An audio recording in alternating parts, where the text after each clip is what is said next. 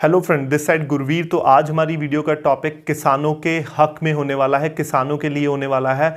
और इस वीडियो में हम बात करेंगे वन कंट्री वन मार्केट की बात करेंगे, जो ऑर्डिनेंस पास करवाया गया है, प्रेसिडेंट के द्वारा ऑर्डिनेंस पास किया गया है और जून 2020 में पास हुआ है ये।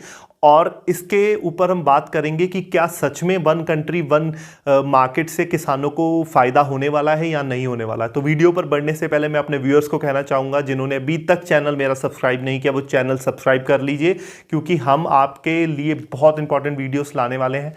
और वीडियोस में साथ ही आपको बेल आइकन ज़रूर दबाना है जब आप सब्सक्राइब करेंगे, क्योंकि हमारे नई नई वीडियोस आप तक पहुंचती रहेंगी। तो चलिए हम बढ़ते हैं अपने टॉपिक की तरफ। जो आज का टॉपिक है हमारा, किसान बचाओ मंडी बचाओ। जो ये नारा भारतीय किसान यूनियन के द्वारा दिया गया था, सितंबर 10 को उन्होंने परमिशन ली हरियाणा गवर्नमेंट से। जो इसकी स्टार्टिंग हम देखें तो जून 2020 में ऑर्डिनेंस पास होता है। ऑर्डिनेंस पास प्रेसिडेंट के द्वारा किया जाता है।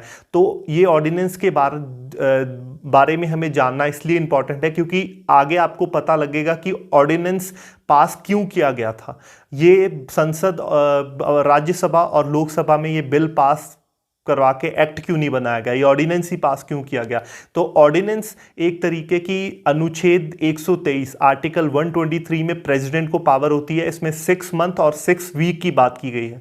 6 मंथ मान लीजिए कोई भी सेशन राज्यसभा या लोकसभा अगर वर्किंग में नहीं होता, प्रेसिडेंट नहीं होता, उस समय में कोई मीटिंग नहीं चल रही होती उनमें, तो उस समय प्रेसिडेंट के पास पावर होती है कि वो ऑर्डिनेंस पास कर सकता है। ऑर्डिनेंस जो पास होता है वो 6 महीने तक उसकी अवधि होती है। उसकी वो टेम्पररी बेस के लिए होता है। सबसे पहले ऑर्डिनेंस जो होता है, वो एक्ट जो होता है वो परमानेंट होता है। इन दोनों में ये मेजर डिफरेंस है। ऑर्डिनेंस 6 महीने के लिए होता है।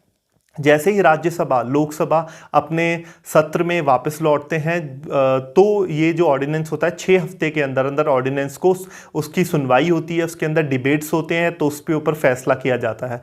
तो ये ऑर्डिनेंस हो गया। ऑर्डिनेंस इस तरीके से पास करवाया जाता है कंट्री में। तो चलिए बढ़ते हैं हमारे टॉपिक की तरफ। भारत में जो आजकल ऑर्डिनेंस पास किया गया है, किसानों के हक में है या नहीं है, यही आज का हमारा टॉपिक है कि किसान बचाओ मंडी बचाओ। तो वीडियो में यही था सबसे इंपॉर्टेंट। ये वीडियो में है कि वन कंट्री वन मार्केट, क्या ये सच में वन कंट्री वन मार्केट है या वन कंट्री टू मार्केट है।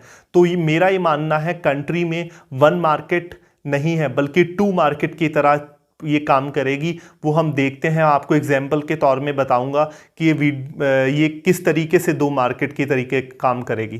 तो सबसे पहले हम जानते हैं ऑर्डिनेंस में क्या क्या 3 चीज़ें, 3 ऑर्डिनेंस जो जून में आए थे 2020 जून में, उसमें 3 ऑर्डिनेंस जो थे जो प्रेसिडेंट के द्वारा पास किए गए थे, वो ऑर्डिनेंस क्या है। वो सबसे पहले जो ऑर्डिनेंस है वो है एसेंशियल कमोडिटी एक्ट के ऊपर 1955। एसेंशियल कमोडिटीज़ में ये पहला ऑर्डिनेंस में था कि जो गेहूं, राइस हो गया और सीरियल्स हो गए, पल्सेस हो गया, इन चीज़ों को एसेंशियल कमोडिटी से बाहर कर दिया है।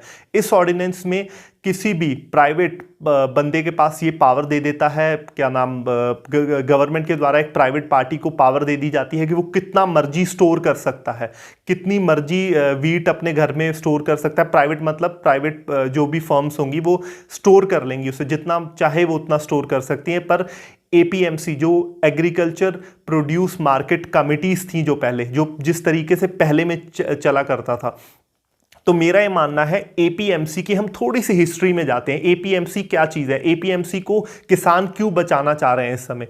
एपीएमसी, अगर हम बात करें, जब भारत स्वतंत्र, मान लीजिए भारत जब 1947 में देश आज़ाद होता है, तो आज़ाद होने के बाद सबसे मोस्ट उस समय वेंडर्स जो उस समय एक तरीके का आड़ती हुआ करते थे और ट्रेडर्स हुआ करते थे, उनकी मोनोपोली थी। वो जितने में चाहते थे वो लोग फसल खरीदा करते थे, जितने में चाहते थे आगे बेचा करते थे, और इस तरीके से किसानों के ऊपर बहुत कर्ज हो गया था। और सेकंड थिंग, उसी के बाद एपीएमसी की मार्केट फॉर्म की गई गवर्नमेंट के द्वारा, जो स्टेट गवर्नमेंट के अंडर काम करती थी, जिसमें एक एमएसपी मतलब मिनिमम सेलिंग प्राइस पे आपको डिसाइड कर देते, जो आज तक काम करती आ रही हैं। ये बहुत ही एपीएमसी बहुत ही उम्दा एक तरीके का रिफॉर्म लाया गया था गवर्नमेंट के तरीके। एपीएमसी जो था उसमें एमएसपी डिसाइड करती थी गवर्नमेंट, एमएसपी पे किस तरीके से बेचा जाता था किसान।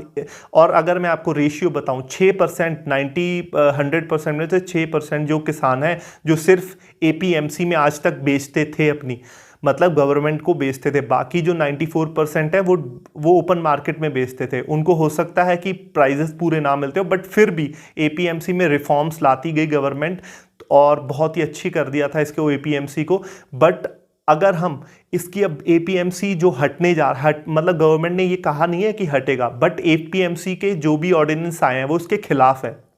अगर हम सबसे पहले जो ऑर्डिनेंस की बात कर रहे थे पहले, अगर फिर पहले हम हिस्ट्री में चले गए थे उसकी एपीएमसी की, तो जो ऑर्डिनेंस की हम बात कर रहे हैं एसेंशियल कमोडिटी एक्ट सन 1958, इसमें सीरियल्स, पल्सेस, वीट, राइस और भी बहुत चीज़ें हैं जिनको इस कमोडिटी एक्ट से बाहर कर दिया। कोई भी प्राइवेट फर्म कितना मर्जी इसको स्टोर कर सकती है। एग्जाम्पल अब देखिए जो नुकसान किसान को होने वाला है। मान लीजिए आलू और प्याज का रेट जब किसान के खेत से आता है 4 रुपये 5 रुपये मैक्सिमम 10 रुपये चला जाता है, और वो ही जब वो माफियाज के पास वो स्टोर होते हैं, वो डीलर्स के जो स्टॉकर्स हैं स्टॉक उसे स्टॉक कर लेते हैं, वो ही स्टॉक करके फिर उसको 40 रुपये 50 रुपये वो किसान को बेचा जाता है। इस तरीके से एक तरीके से मार्केट को माफियाज जो रन करते हैं वो एक्चुअली ये प्रॉब्लम जो चलती है, जो स्टोर के स्टॉकर्स में चलती है, वो सेम प्रॉब्लम इसमें आएगी जो पहला एसेंशियल कमोडिटी एक्ट है, क्योंकि इसमें स्टोर करने की पावर उन्होंने अनलिमिटेड करती है। कोई भी स्टोर जितना मर्जी कर सकता है, तो अल्टीमेटली ये पावर आएगी। ये प्रॉब्लम आनी है। एक प्राइवेट कंपनी उसको स्टोर अधिकतर करती रहेंगी और ये प्रॉब्लम आएगी। अब हम बढ़ते हैं जो सेकंड ऑर्डिनेंस जो पास किया है गवर्नमेंट ने। जो सेकंड ऑर्डिनेंस है वो है the farmer produce trade and commerce. Trade and commerce में इसमें ऑर्डिनेंस में जो प्रेसिडेंट ने अब ऑर्डिनेंस जो लाए हैं, जो सेकंड नंबर पे है, farmer produce trade and commerce promotion and facilitation ordinance. इसमें trade have to mandatory pay farmers on the same day. मतलब एक अच्छी चीज इसमें जो है वो सेम डे फार्मर को जैसे ही वो फसल बेच के जाता है उसको उसका पैसा वापस देना पड़ेगा ट्रेडर को। जिसने किसान ने अपनी फसल बेची है उसको उसका पैसा वापस मिलेगा। अगर इस प्रोविजन को वो फॉलो नहीं करता 10 लाख रुपए जुर्माना ट्रेडर के ऊपर पड़ेगा। ठीक है, तो अब ट्रेडर के ऊपर ये इस चीज़ का जुर्माना पड़ेगा। तो ये ऑर्डिनेंस कहीं ना कहीं गलत नहीं है, ये सही है। अगर उस पॉइंट ऑफ व्यू से देखा जाता है कि प्राइवेट जो होल्ड होने वाला है, प्राइवेट होल्ड आ जाएगा फसलों पर, अगर उसका सही ये देखा है तो ट्रेड फार्मर को उसी दिन उसकी पेमेंट मिल जाएगी जो वो उसकी फसल बेच के गया है। पर इसमें एमएसपी की बात कहीं नहीं की है ऑर्डिनेंस में। मैं आपको क्लियर कर दूं, अभी जो आगे ऑर्डिनेंस भी आने वाला है एक और, उसमें कहीं पे भी एमएसपी की जिक्र नहीं है। ये एमएसपी का जिक्र ना होने का कारण सिर्फ ये है कि गवर्नमेंट अपना होल्ड कम कर रही है इस पर। अपना जो प्रॉब्लम्स गवर्नमेंट के सामने आती थी कि एमएसपी नहीं है, जो किसान चिल्लाता था, आंदोलन करता था, अब गवर्नमेंट अपना होल्ड इसमें ख़त्म कर लेगी और इसमें प्राइवेट फर्म्स घुस जाएंगी। जिस तरीके कॉर्पोरेट हो जाएगी जो फार्मिंग है, वो कुछ प्राइवेट फर्म्स के हाथ में आ जाएगी सारी जो होल्डिंग है एक तरीके की। तो इस जो ऑर्डिनेंस की हम बात कर रहे थे, जो ऑर्डिनेंस है farmer produce trade and commerce promotion and facilitation ordinance में, ऑर्डिनेंस इसके अलावा इसमें एक और चीज़ बहुत इंपॉर्टेंट है। Basically it aims to end the monopoly of agriculture produce marketing. इसमें उन्होंने एपीएमसी की मोनोपोली बताई है, जबकि मोनोपोली ऐसा कुछ भी नहीं है रियलिटी में। अगर हम रियलिटी देखें तो reality is totally different in चीज़ों थ्योरी से। तो उसमें क्या है कि एपीएमसी में उन्होंने बताया है कि मोनोपोली है। मोनोपोली ऐसा कुछ भी नहीं है। एपीएमसी एक ऐसी तरीके की गवर्निंग वो चल रही है जो आपकी मंडी समिति हो गई। जिस तरीके से आप जाते हैं वहाँ पे अपनी बेचते हैं, फिर उसके बाद टैक्स भी देता है जो वहाँ का ट्रेडर है, उसको लाइसेंस लेना पड़ता है। लाइसेंस जब लेना पड़ता है तो वहाँ पे गवर्नमेंट का होल्ड आ जाता है, और होल्ड आने का मतलब है कि कहीं ना कहीं वो जो भी उसका ट्रांसपेरेंसी है वहाँ पे गवर्नमेंट का होल्ड है, गवर्नमेंट की नज़र लगातार बनी रहती है उस पर कि किसानों के हित कहीं उसमें राइट्स उनके ख़त्म तो नहीं किए जा रहे या उनका वायोलेशन तो नहीं कुछ हो रहा उनके राइट्स का। तो इसमें जो अब ये एपीएमसी है, इसको हटा के जो गवर्नमेंट हटाने वाली है, अल्टीमेटली हट ही जाएगा। क्योंकि देखिए सीधा सा सिस्टम है। 6% उन्होंने, अगर मान लीजिए ट्रेडर है, अगर वो प्राइवेट कॉर्पोरेट जो भी वो खरीदेगा, एक प्राइवेट बंदा वहाँ पे जाके, एक प्राइवेट फर्म जाके आपकी किसान की फसल खरीदेगी, अगर वो मंडी के अंदर खरीदती है तो उसको 6% देना पड़ेगा। अगर वो मंडी के बाहर आके खरीद लेती है तो उसको 6% नहीं देने पड़ेंगे। यही मैं आपको बताने वाला था। अब मार्केट एक नहीं रहेगी, अब मार्केट दो हो जाएंगी। वो ज़रूर 6% उसको देना है मंडी को जाके। वो क्यों देगा? वो बाहर ही आपसे खरीद लेगा, वो आपसे बाहर ही खरीद के और वो सारी फसल अपने पास रख लेगा। वो 6% जो पहले जाया करता था मंडी को, अब वो नहीं जाया करेगा। अब वो जो 6% जाता था और उसके बाद उसमें रोड मैन्युफैक्चरिंग के काम आता था, विलेज को रोड मिला करते थे और फार्मर्स का खुद भी उसमें एक योगदान रहता था। जो एपीएमसी है उसमें मेंबर्स बनते थे किसान। पर अब ऐसा कुछ भी नहीं होगा। अब सिर्फ और सिर्फ प्राइवेट फर्म्स जो होंगी वो रन करेंगी आपको। वो एक तरीके से आपके साथ कॉन्ट्रैक्ट करेंगी। कॉन्ट्रैक्ट करने के बाद आप मान लो वायलेशन करते हैं तो उसकी पावर उन्होंने एसडीएम को दी है। जो मुकदमा चलेगा आपका और कंपनी के बीच में वो एसडीएम कोर्ट में चलेगा और एसडीएम कोर्ट को सेम पावर दी है सिविल कोर्ट के जितनी इस ऑर्डिनेंस के अकॉर्डिंग अगर हम बात करें। तो इस ऑर्डिनेंस में सीधी सी बात है, आप एक कंपनी को अपनी फसल बेचेंगे और कुछ भी एमएसपी नहीं होगा। वो चाहे तो कम मिले चाहे तो ज़्यादा मिले, जितना मर्जी वो स्टोर करेगी। स्टोर करने का मतलब है कि किल्लत होती नहीं, अब किल्लत बनाई जाएगी। एक तरीके से किल्लत आएगी नहीं, किल्लत दिखाई जाएगी जो आज तक नहीं आया करती थी। तो अल्टीमेटली ये ऑर्डिनेंस जो है बहुत ही मेरे हिसाब से प्रैक्टिकल नहीं है, प्रैक्टिकल से बहुत हटके है। और अगर जो हम थर्ड ऑर्डिनेंस की अगर बात करते हैं तो थर्ड ऑर्डिनेंस है farmer empowerment and protection agreement on price assurance and farm service ordinance. इसमें प्राइस एश्योरेंस है, पर प्राइस एश्योरेंस की कोई भी इसमें बात नहीं की गई। It allow farmer to sell their agriculture product. अब आप मुझे इसमें एक राइट दिया है कि वो किसान कहीं भी जाके अपना प्रोडक्ट बेच सकता है ऑल ओवर इंडिया मार्केट में। अब मान लीजिए हट के अगर रेशियो की बात करूँ तो 84% इंडियन अगर फार्मर्स की बात करें तो 2 हेक्टेयर से कम ज़मीन है। 84% फार्मर्स के पास 2 हेक्टेयर से कम ज़मीन है। अब मुझे रियलिटी देखिए, अब आप रियलिटी पे आइए तो आप 5 एकड़ वाले किसान को मानते हैं कि वो उत्तराखंड में रहकर और दिल्ली में फसल बेचने जाएगा? कभी हो ही नहीं सकता। ये रियलिटी से टोटली डिफरेंट है। वो किसान तो अपने डिस्ट्रिक्ट से बाहर नहीं जाएगा कभी भी फसल बेचने के, इतने काबिल नहीं होगा, क्योंकि वो इतना पैसा उसको मिलेगा नहीं जितना उसका खर्च यहाँ से एक जगह से एक्सपोर्ट करने में आ जाएगा। तो ये जो ऑर्डिनेंस पास किया गया ये रियलिटी से बिल्कुल हटके है। इसलिए बिल्कुल सही किसान जो रोडों पर हैं, किसान आंदोलन कर रहे हैं, आंदोलन करना भी चाहिए। और मैं मोस्टली कहूँ कि ये वीडियो बनाने का मेरा मकसद था कि सिर्फ हम एक आइकन लगा के जो हम आजकल अपने नो फार्मर नो फूड लिखकर लगा रहे हैं, उसका मतलब सिर्फ वहीं खत्म नहीं हो सकता। कि आपको प्रॉपर नॉलेज होनी चाहिए कि आप ये क्यों आइकन यूज कर रहे हैं, ये क्या चल रहा है, क्या इस दुनिया में, क्या इस इंडिया में चल रहा है, क्यों लोग आंदोलन कर रहे हैं, क्यों ट्रैक्टर पे लोग किसान बाहर आ रहे हैं। तो ये ऑर्डिनेंस जो तीनों है ये रियलिटी पे बिल्कुल बेस्ड नहीं है। और इससे क्या होगा, एक मार्केट नहीं बल्कि 2 मार्केट होने वाली है। भारत में 2 मार्केट काम करेंगी। ये टॉपिक के बाद जाने से हमारे दिमाग में एक क्वेश्चन अराइज होता है। मान लीजिए ऑर्डिनेंस जो पास किया गया है, अब मैं आपको मेन चीज़ जो इसमें गुमराह किया जा रहा था लोगों को, मान लीजिए ऑर्डिनेंस जो पास किया वो प्रेसिडेंट ने पास किया।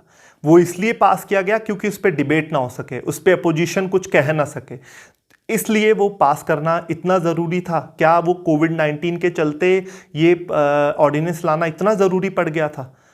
क्या ये राज्यसभा लोकसभा जब सेशन में आते, क्या ये ऑर्डिनेंस, क्या ये एक्ट की तरीके नहीं पास करना चाहिए था? क्या ज़रूरत पड़ गई थी जो एकदम ये ऑर्डिनेंस पास करना ज़रूरत पड़ गई इस समय कि किसान रोडों पे भी नहीं आ सकेंगे क्योंकि इस तरीके के माहौल बना हुआ है कि उन्हें इकट्ठा होने नहीं देंगे, ऑर्डिनेंस पास कर दें। तो कहीं ना कहीं ये एक दिमाग में क्वेश्चन अराइज करता है कि क्यों ये इस समय ही क्यों पास करना था, क्यों थोड़ा वेट नहीं हमने किया कि और राज्यसभा लोकसभा अब तो सेशन में आ ही गए हैं, क्यों नहीं लाया गया वो। तो इस तरीके की ये चीज़ें दर्शाती हैं कि सरकार जो तरीका सोच रही है वो लोगों को समझ भी आ रहा है कि करना क्या चाह रही है सरकार एक्चुअली लोगों के साथ। और सेकंड क्वेश्चन इसमें अराइज होता है कि क्या लोग सही हैं जो इस समय कोविड-19 के चलते वो लोग रोडों पर आंदोलन कर रहे हैं, क्या वो किसान भी सही हैं? तो अल्टीमेटली एक किसान भी क्या करे? अल्टीमेटली अगर गवर्नमेंट उसके साथ अगर ऐसे करेगी तो उसके पास कोई चारा नहीं बचता, वो रोड पर आएगा, वो आंदोलन करेगा और आंदोलन करके ही अपनी वो आवाज़ उठा सकता है गवर्नमेंट के आगे। और एक मेरा वीडियो पर लास्ट पे जाते जाते मैं एक चीज़ कहना चाहता था, मीडिया, किसान कभी भी मीडिया विरोधी नहीं रहा। आज तक किसान कभी भी मीडिया विरोधी नहीं रहा, बल्कि मीडिया किसान विरोधी रही है। और वो चैनल सब किसान देखता है, वो चाहे मीडिया किसान विरोधी हो या कोई भी और किसी डिपार्टमेंट या किसी और लोगों के वो विरोधी रहे हों। तो मेरा कहने का मतलब है कि मीडिया को रियलिटी दिखानी चाहिए, जो रियलिटी है इस समय। किसान को एमएसपी पर मिलता नहीं है, किसान कर्ज में डूबने का मतलब सिर्फ यही है, किसान को फैसिलिटीज़ मिलती नहीं है। मेरी तरफ से अगर मैं सॉल्यूशन की बात करूं तो मेरी तरफ से सॉल्यूशन ये है कि जो एपी जो एग्रीकल्चर प्रोड्यूस मार्केटिंग स्कीम है, एपीएमसी, ये हटनी नहीं चाहिए, क्योंकि साइक्लोन्स आते हैं, फ्लड आते हैं, ड्रॉट आते हैं, कई बार बाढ़ आ गई, इतनी अधिक बारिश पड़ गई, तो इस तरीके की स्कीम्स दी जाती हैं गवर्नमेंट, जो अब नहीं दी जाएंगी। ऐसा कुछ भी नहीं, क्योंकि गवर्नमेंट अपना होल्ड खत्म कर देगी बिल्कुल। एमएसपी वाला काम बिल्कुल नहीं रहेगा, जितना जो चाहेगा वो स्टोर करेगा। तो एक तरीके से डिमांड को अपने आप सप्लाई रोक के डिमांड बढ़ाएंगे वो, तो डिमांड बढ़ेगी, सप्लाई कम करेंगे तो अल्टीमेटली महंगाई बढ़ेगी, सीधी सी बात है। तो कई एक्सपर्ट ने भी इस पे राय दी, उनका यही कहना है कि ये सिर्फ और सिर्फ किसान की आने वाला टाइम ऐसा होगा कि लोग इसमें फार्मिंग में इन्वॉल्व नहीं होना चाहेंगे। जिस तरीके से सेम अमेरिका में भी अब अगर आप देखें ना, तो ये सेम वहाँ पे भी एपीएमसी जो मार्केटिंग इंडिया में फॉलो की जाती है, वहाँ नहीं फॉलो की जाती, वहाँ पे वो फॉलो की जाती है जो हम फॉलो करने वाले हैं। अब एपीएमसी से हटकर हम जो मार्केटिंग फॉलो कर रहे हैं, वन मार्केट वाला सिस्टम, वो वहाँ पे चल रहा है। और वहाँ की अगर आप लेटेस्ट न्यूज़ सुने वहाँ पे, तो किसान डेली बाय डेली हर साल से साल उसकी इनकम वहीं है जहाँ पर थी। तो इसका मतलब अल्टीमेटली ये दिख रहा है कि प्रोग्रेस वहाँ पे भी नहीं है। अगर वो इंडिया में आ गया, इंडिया तो कहीं स्टैंड ही नहीं करता एक तरीके से अमेरिका के सामने। अगर एग्रीकल्चर में देखा है, वहाँ पे सब्सिडीज इतनी दी जाती हैं कि अल्टीमेटली किसान फिर भी सर्वाइव कर रहा है वहाँ पे। यहाँ पे ये होल्ड बिल्कुल ख़त्म हो जाएगा किसान का, किसान के ऊपर से सरकार का, और एक प्राइवेट कंपनीज रूल करेंगी एक तरीके से इंडिया में। तो मोनोपोली हम दे नहीं रहे, बल्कि अब मोनोपोली आने वाली है, मोनोपोली अब होगी। एग्जैक्टली अब टाइम आएगा मोनोपोली का, वो एमएसपी रहेगा नहीं, वो मन चाहा रेट पे लेंगे, मन चाहे रेट पे मान लो नहीं लेते और नहीं लेंगे, और लेते हैं तो वो इस तरीके से स्टॉक करेंगे उसको, क्योंकि स्टोरेशन पे तो बिल्कुल हटा दिए उन्होंने। तो अल्टीमेटली ये ऑर्डिनेंस मुझे कोई बहुत समझदारी का नहीं लगता, और किसानों के हक में तो बिल्कुल भी नहीं है। और अगर हक में लाना है तो इसमें एक ऑर्डिनेंस और लाएं, और एमएसपी एक डिसाइड करे गवर्नमेंट। एमएसपी मतलब इतने पे है तो बेचेगा ही किसान, एक रेट डिसाइड हो हर चीज़ के। तो ये ऑर्डिनेंस अगर एक और आता है, 3 की जगह एक और ऑर्डिनेंस आता है, तो मुझे लगता है कि ये ऑर्डिनेंस सारे बहुत ये काम करेंगे और रियलिटी के ऊपर बेस्ड होंगे। तो मुझे लगता है वीडियो से आपको समझ आ गया होगा ये ऑर्डिनेंस क्या चीज़ें हैं, ऑर्डिनेंस में किसान के हक में क्या होने वाला है और नुकसान क्या होने वाला है। धन्यवाद।